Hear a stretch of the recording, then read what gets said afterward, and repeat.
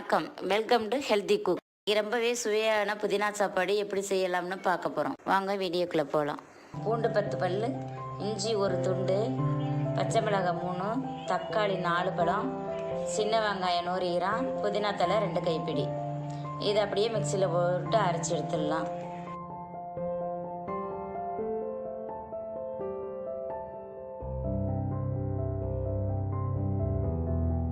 கடாய் சூடான அப்புறம் 4 டீஸ்பூன் நல்லெண்ணெய் விட்டுக்கலாம்.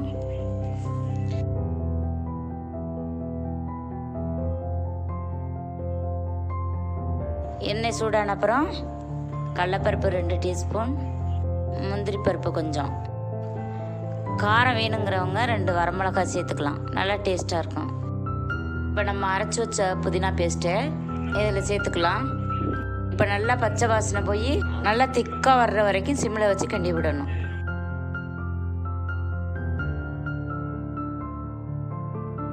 தேவையான அளவு உப்பு.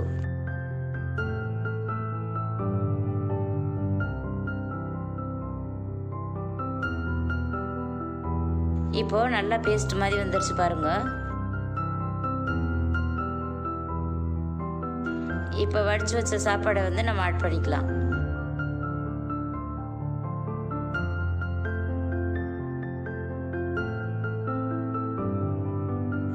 இப்போ சாப்பாடை போட்டு கிண்டாமல் அப்படியே தம் பண்ணி வச்சுருங்க.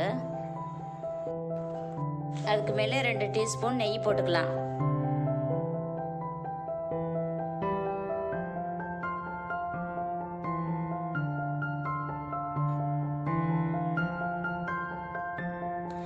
ரெண்டு நிமிஷம் கழிச்சு அடுப்பை ஆஃப் பண்ணிட்டு சாப்பாடை கிண்டி விட்டுடலாம்.